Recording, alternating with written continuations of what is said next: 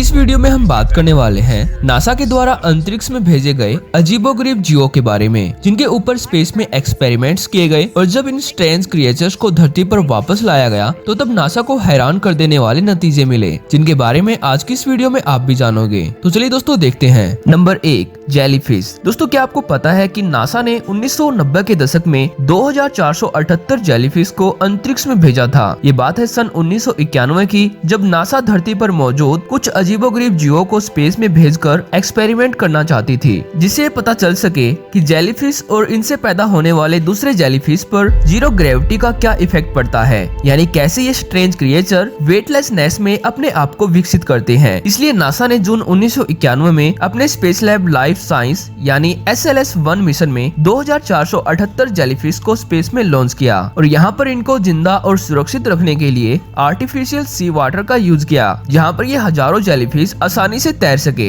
अंतरिक्ष में कुछ दिनों के बाद इनके प्रजनन के कारण जेलीफिश की संख्या 60,000 के करीब पहुँच गई थी। पर दोस्तों जब इन जेलीफिश को सुरक्षित धरती पर लाया गया तो तब इनके नतीजे हैरान कर देने वाले थे। यहाँ पर नासा के रिसर्चर्स ने नोटिस किया कि अंतरिक्ष में पैदा होने वाले जेलीफिश धरती पर मौजूद पानी के अंदर तैरने में सक्षम नहीं थे, क्योंकि स्पेस में इनकी बॉडी पर दबाव कम होने के कारण जेलीफिश में मौजूद कोशिकाओं ने काम करना बंद कर दिया था। पर धरती पर जन्मे जेलीफिश में ऐसा नहीं था। इस एक्सपेरिमेंट से ये साबित हुआ कि फ्यूचर में हम इंसानों के अंतरिक्ष में जन्मे बच्चे दूसरे प्लेनेट की ग्रेविटी के अनुकूल नहीं होंगे, जिससे हम इंसानों को इंटरप्लेनेटरी स्पीसीज बनने में काफी बड़ी प्रॉब्लम्स होगी। Number 2, spiders. दोस्तों क्या आपको पता है कि नासा ने 1973 में पहली बार 2 यूरोपियन गार्डन स्पाइडर्स को यूएस स्पेस स्टेशन स्काईलैब में भेजा था। स्काईलैब नासा का पहला स्पेस स्टेशन था जो अंतरिक्ष में रिसर्च करने के लिए बनाया गया था। इस एक्सपेरिमेंट्स में नासा देखना चाहती थी कि अंतरिक्ष में बिना किसी ग्रेविटी के स्पाइडर एस्ट्रोनॉट कैसे बिहेव करती है और कैसे ये अपना वेब बनाती है।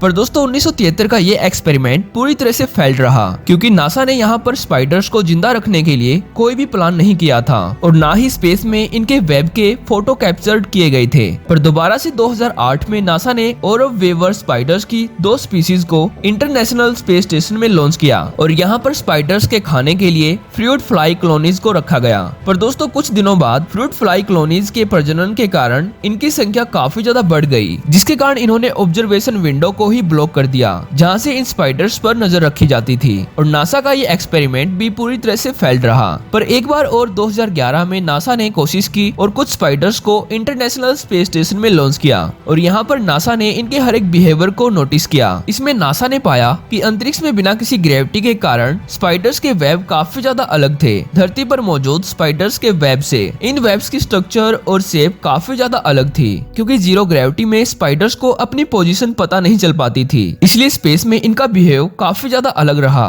Number 3, water bears. दोस्तों वाटर बियर्स, जिनको टेडीग्रेड्स भी कहा जाता है, इन अजीबोगरीब जीवों को इंटरनेट पर आपने कभी ना कभी तो जरूर देखा होगा, जो देखने में काफी ज्यादा डरावने लगते हैं। इनका साइज 0.04 इंच होता है, यानी 1 mm जितना छोटा, जिनको नंगी आंखों से देख पाना इम्पॉसिबल होता है। ये माइक्रोस्कोपिक क्रिएचर्स बुरे से बुरे हालातों में भी जिंदा रह सकते हैं, जैसे extreme radiation, highest pressure and temperature, extreme low temperature, जहाँ पर शायद ही कोई दूसरा जीव सर्वाइव कर सके। इसके अलावा deepest part of ocean and open space जैसे खराब हालातों में भी ये जीव आसानी से सरवाइव कर जाते हैं। दोस्तों ये बात है साल 2007 की, जब यूरोपियन साइंटिस्ट की एक टीम ने वाटर बियर्स के एक ग्रुप को फटन M3 रॉकेट की मदद से आउटर स्पेस में लॉन्च किया। बिना किसी प्रोटेक्शन लेयर और सूट के ये अजीबोगरीब जीव आसानी से ओपन स्पेस में सरवाइव कर पाए और जब इनको धरती पर लाया गया तो यहाँ पर देखा गया कि इन जीवों पर स्पेस की खतरनाक रेडिएशन का कोई इफेक्ट नहीं पड़ा और यहाँ ये परफेक्टली हेल्दी सरवाइव कर रहे थे। इसके बाद वाटर बियर्स ओपन स्पेस में सरवाइव करने वाला दुनिया का पहला जीव बना।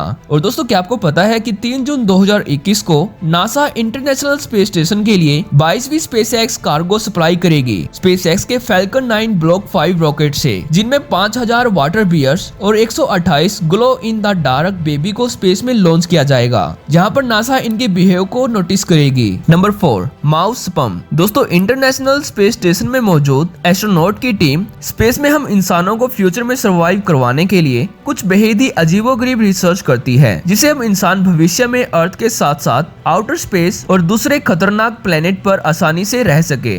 इसलिए 2013 में जापानीज रिसर्चर्स की एक टीम ने माउस के स्पर्म को इंटरनेशनल स्पेस स्टेशन में लॉन्च किया और यहाँ पर इस फ्रीज ड्राइड स्पर्म को 9 महीने के लिए आउटर स्पेस में रखा गया, जहाँ पर स्पर्म ने स्पेस की खतरनाक कॉस्मिक रेज और सन से निकलने वाले harmful alpha, beta and gamma particles का सामना किया। पर दोस्तों, जब 2014 में इन स्पर्म को वापस अर्थ पर लाया गया तो साइंटिस्ट ने नोटिस किया कि स्पर्म काफी ज्यादा हेल्दी था, जिसे बाद में 37 माउस बेबीज पैदा हुए, क्योंकि यहाँ पर स्पर्म में मौजूद डीएनए की लेयर बिल्कुल सुरक्षित थी। तो दोस्तों, यहाँ पर अब सोचने वाली बात यह है कि इस एक्सपेरिमेंट में हम इंसानों के स्पर्म का यूज क्यों नहीं हुआ। दोस्तों, वो इसलिए क्योंकि आउटर स्पेस में मौजूद खतरनाक रेडिएशन से स्पर्म में मौजूद डीएनए डैमेज हो सकता था और जब इनको किसी ह्यूमन फीमेल में इम्प्लांट किया जाता तो यहाँ पर पैदा होने वाले ह्यूमन बेबीज काफी गंभीर और यूनिक बॉडी पार्ट के साथ पैदा होते, जिसके जिम्मेदार केवल रिसर्चर्स ही होते। इसलिए यहाँ पर ह्यूमन स्पर्म का यूज नहीं किया गया।